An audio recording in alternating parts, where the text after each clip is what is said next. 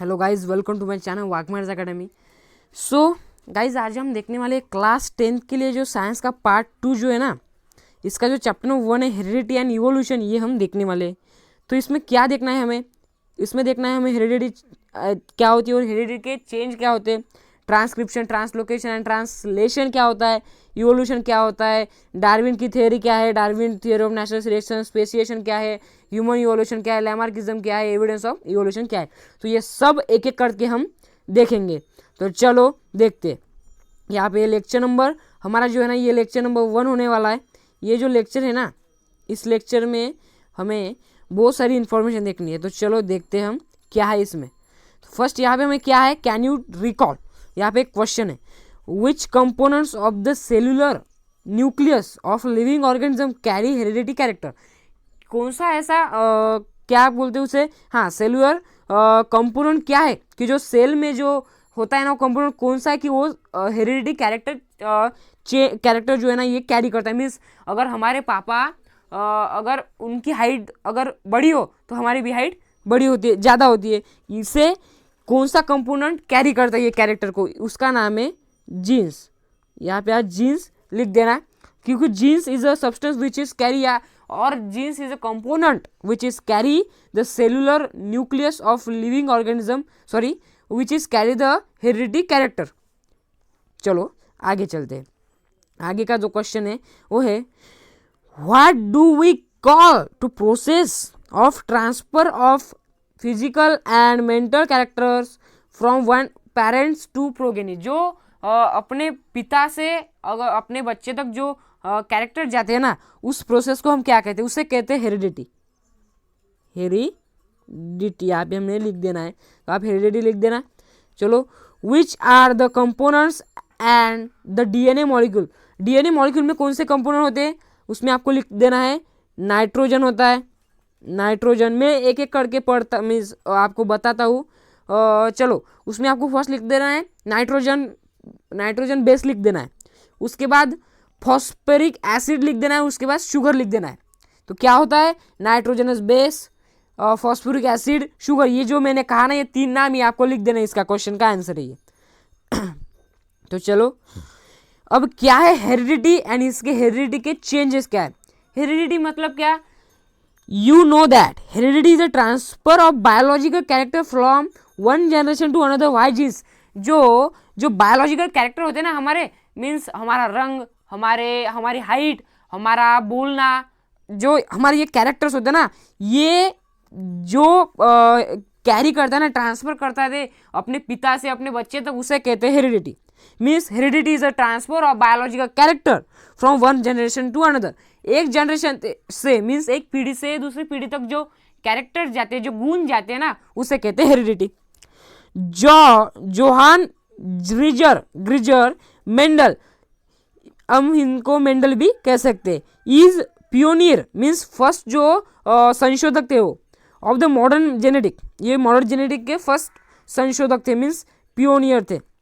Around the period of 1886 it look a long time for him to understand the conclusion of research about heredity। उन्होंने 1886 से जो है ना period में उन्होंने अंडरस्टैंडिंग चालू किया और उसमें से रिसर्च करना चालू किया हेरिडिटी पे। In 1901 the reason behind the sudden changes were understood due to mutational theory of Hugo de Vries. जो ह्यूज डी व्रियस जो थियरी थी ना, ह्यूजो डे व्रियस, ये थ्योरी से हमें पता चला 1901 में कि ये सडन चेंज मीन्स ये कैरेक्टर कैसे चेंज होते हैं। Meanwhile in 1902 Walter and Sutton observe the paired chromosome in the cells of grasshopper. until then it was not know to anyone। Means जो हमारे क्या नाम है उनका 1902 में वॉल्टन एंड सटन जो थे ना, उन्होंने जो जो ग्रास ओपर होता है ना, उसमें उसके सेल में जो क्रोमोजोम होता है, उसके सेल में क्रोमोजोम होता है ना, वो जो क्रोमोजोम है उसका उन्होंने जो है ना वो फर्स्ट टाइम देखा था। उनका नाम क्या था, वॉल्टर एंड सटन। ये इसकी खोज तब तक किसी ने भी नहीं की थी। उसके बाद क्या है, research start in the direction of finding the nature of genetic material when it was proved that genes are carry by chromosome. Means इसकी रिसर्च चालू हुई, उसकी रिसर्च की जो जीन्स है ना ये क्रोमोजोम से कैरी किया जाता है. सेल में क्या होता है, क्रोमोजोम होता है, क्रोमोजोम में जीन होता है, क्रोमोजोम में जीन्स होता है.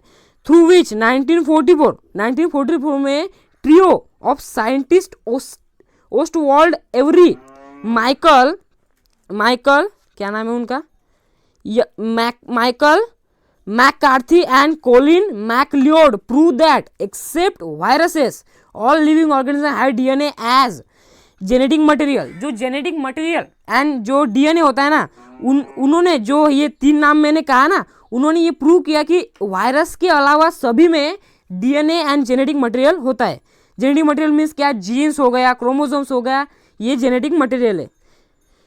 उसके बाद क्या, in 1961 the French genetics François Jacob and Jacques Monod propose a model for process of protein synthesis which the help the DNA in bacterial cell. जो बैक्टीरियल सेल में जो डीएनए हेल्प करता है ना, सिंथेसिस, जो डीएनए का synthesis होता है उन्होंने जो ना ये खोज किया उसका. It help to uncover the genetic codes hidden in DNA. जो डीएनए में कोर्स होते हैं ना वो कोर्स हिडन करने के लिए, छुपाने के लिए इसका यूज किया जाता है. Thereby the technique of recombinant DNA technology emerged which has vast scope in the field of genetic engineering. जो DNA टेक्नोलॉजी का जो टेक्निक है ना इनका यूज़ करके जो हमारे जेनेटिक इंजीनियरिंग में इसका स्कोप है बहुत. जेनेटिक इंजीनियरिंग में हम इसका यूज़ करके अच्छी खासी कमाई भी कर सकते हैं. इसके बाद क्या है, उसके बाद क्या है, the science of heredity is useful for diagnosis, treatment and prevention of hereditary disorder, production of hybrid variation animals and plants and in industrial process in which microbes are used. जो microbes use होते हैं ना industrial process में, और जो heredity prevention means diagnosis हो गए, treatment हो गई, प्रिवेंशन ऑफ हेरिडिटी डिसऑर्डर होते हैं ना उसके भी प्रिवेंशन, और जो हाइब्रिड प्रोडक्शन होता है उसकी वेराइटीज, इनमें इसका यूज़ किया जाता है हेरिडिटी का. अभी हमारा टॉपिक है ट्रांसक्रिप्शन, ट्रांसलेशन एंड ट्रांसलोकेशन.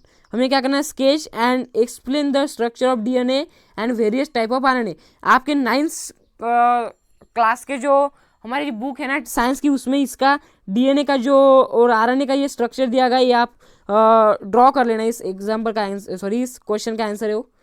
उसके बाद explain the meaning of genetic disorder and give names of some disorder. ये भी जो जेनेटिक डिसऑर्डर का हमारा 9th जो स्टैंडर्ड में ये बुक है ना साइंस की, उसमें कौन सा चैप्टर है मेरे को ध्यान में नहीं आ रहा, उसमें ये जो ना इसका डिसऑर्डर लिए गए और इसकी इंफॉर्मेशन भी दी गई है. तो चलिए हम देखते हैं अभी क्या होता है translation, translocation, transcription. With the help of RNA the genes present in DNA participate in the functioning of cell and thereby control the structure of functioning of body. Means जो हमारे आरएनए होते हैं ना, RNA जो DNA में present jeans and RNA जो होता है ना ये पार्टिसिपेट करते हैं फंक्शन में सेल के, और सेल जो है ना हमारे कंट्रोल करता है हमारे बॉडी को स्ट्रक्चर के. इसलिए आरएनए एंड जीन्स जो होते हैं ना ये इसका इनमें उपयोग किया जाता है. उसके बाद information about protein synthesis store in DNA and synthesis of appropriate protein as per requirement is necessary for body. जो हमारा इंफॉर्मेशन होती है प्रोटीन की, हमारे सिंथेसिस किया जाता है, वो प्रोटीन सिंथेसिस किया जाता है और वो प्रोटीन डीएनए में स्टोर किया जाता है. और उसके बाद वो जो सिंथेसिस किया हुआ जो डीएनए वो प्रोटीन है ना, वो जो अच्छा प्रोटीन है वो रिक्वायरमेंट्स के अनुसार हमारे लिए बॉडी को ये यूज किया जाता है. This protein are synthesize by DNA through RNA. ये प्रोटीन डीएनए से सिंथेसाइज किया जाता है, उसमें आरएनए भी हेल्प करता है. This is called as central dogma. उसे सेंट्रल डोगमा कहा जाता है.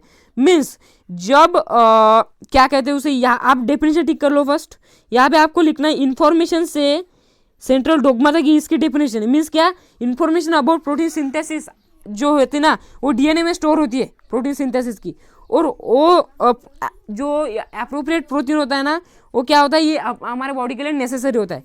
उसके बाद जो हमारा डीएनए होता है ना, हाँ तो क्या होता है, ये जो हमारा प्रोटीन होता है ये स्टोर किस में होता है, डीएनए में. और ये डीएनए में जो स्टोर हुआ प्रोटीन ये हमारे शरीर के लिए इम्पोर्टेंट नेसेसरी होता है। ये जो प्रोटीन होता है ये सिंथेसिस किससे किया जाता है, डीएनए एंड आरएनए से, और इसे क्या कहा जाता है, सेंट्रल डोग्मा। समझ गए आप? चलो आगे चलते। mRNA is produced as per the sequence of nucleotide on mRNA।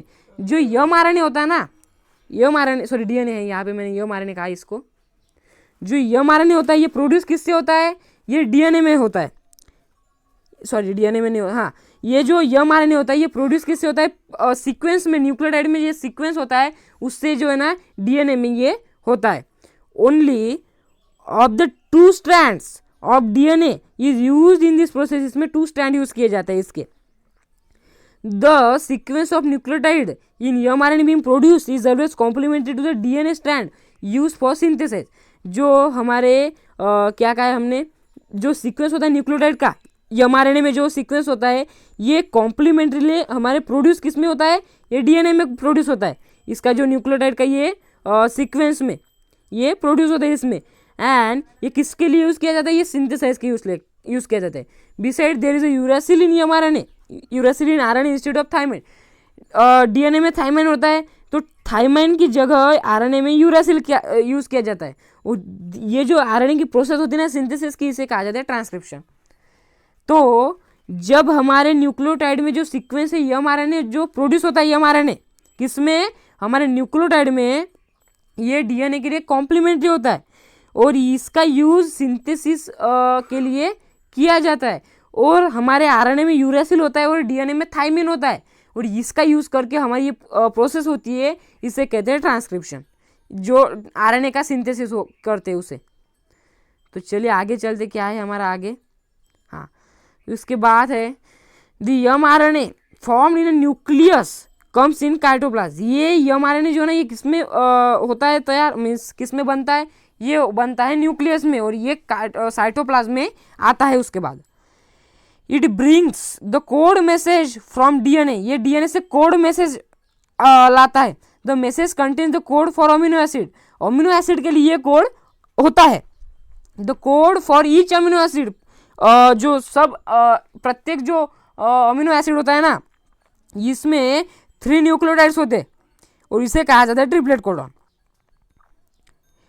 तो चलो इसके बाद क्या है, यहाँ पे देख सकते हो आप ट्रांसक्रिप्शन की ये प्रोसेस है, यहाँ पे हमें दी गई है RNA polymers, RNA nucleotide transcription की हुई प्रोसेस है, आप इसके डायग्राम का लर्न कर लेना। इसके बाद क्या है, doctor Hargobind Khorana, a scientist of Indian origin, has made an important contribution in discovery of triplet codons for 20 amino acid. इनका भी योगदान था इसमें, ये ट्रिपलेट कोडॉन 20 अमीनो एसिड का ट्रिपलेट कोडॉन इन्होंने खोज के निकाला था। For this work he has been awarded with Nobel prize in 1968 along with 2 other scientist. 2 और साइंटिस्ट के साथ उनको नोबेल प्राइज भी मिला था, कितने में, 1968 में। तो चलो आगे चलते हैं, क्या है हमारा आगे, हाँ each mRNA is made up of thousands of triplet codon. एक mRNA जो होता है ना वो 1000 ट्रिपलेट कोडॉन से बनता है। As per the message on mRNA, जो मैसेज होता है ना mRNA में, amino acid are supplied by tRNA, tRNA में tRNA से ये अमीनो एसिड सप्लाइड होता है। मैसेज जो है ना ये mRNA क्या करता है, मैसेज सप्लाई करता है, मीन्स मैसेज ट्रांसफर करता है। और जो अमीनो एसिड जो है ना ये किसको सप्लाई करता है, tRNA। फॉर दिस पर्पज इसीलिए tRNA हैज एंटी कोडॉन, इसके पास एंटी कोडॉन होते हैं, बहुत सारे कोडॉन होते हैं। Having complementary sequence to the codon on mRNA, जो mRNA में कोडॉन होते हैं ना उसके साथ उसका सीक्वेंस होता है, उसके साथ उसका सीक्वेंस होता है। दिस इज कॉल्ड ट्रांसलेशन, इसे कहते हैं ट्रांसलेशन। समझ में आ गया होगा। उसके बाद the amino acid brought in a tRNA are bonded together by peptide bonds with the help of rRNA। जो अमीनो एसिड होता है ना ये किससे ब्रॉड किया जाता है, tRNA में, tRNA से ये पहुंचा दिया जाता है। और ये बॉन्ड किससे करता है, बॉन्ड बाय पेप्टाइड बॉन्ड से ये बॉन्ड करता है, और ये RNA के थ्रू ये प्रोसेस करता है। During this process the ribosome keeps moving from one end of mRNA to other. By the distance of one triplet codon, this is called a translation. जो हमारा राइबोसोम होता है ना, ये राइबोसोम एक जगह से दूसरे जगह जाता है, किसमें, mRNA में। mRNA के एक एंड से दूसरे एंड तक जाता है सॉरी, और उसका डिस्टेंस कितना होता है, एक ट्रिपलेट कोडॉन इतना, उसे कहते हैं ट्रांसलेशन। यहाँ पे ट्रांसलेशन और ट्रांसलोकेशन की ये डायग्राम है, ये आप देख लेना एक बार। उसके बाद क्या है हमें दिया गया, हाँ, the proteins control various function. जो प्रोटीन है ना, ये वेरियस फंक्शन कंट्रोल करता है in the body of living organism and their appearance too. इसका जो ये हमारा जो प्रोटीन है, ये हमारे लिविंग ऑर्गेनिज्म में फंक्शन कैरी या कंट्रोल करता है। उसके बाद क्या है, living organism can produce new individual like themselves due to genes only, and some of those genes are transmitted to the next generation without any change. जो हमारा जब न्यू ऑर्गेनिज्म प्रोड्यूस होता है, तो ये किससे प्रोड्यूस होता है, ये उसके जैसा ही, उसके जो पिता या माता होते हैं उसके जैसा ही वो प्रोड्यूस होता है। वो किससे, थ्रू डीएनए से ये प्रोड्यूस होता है।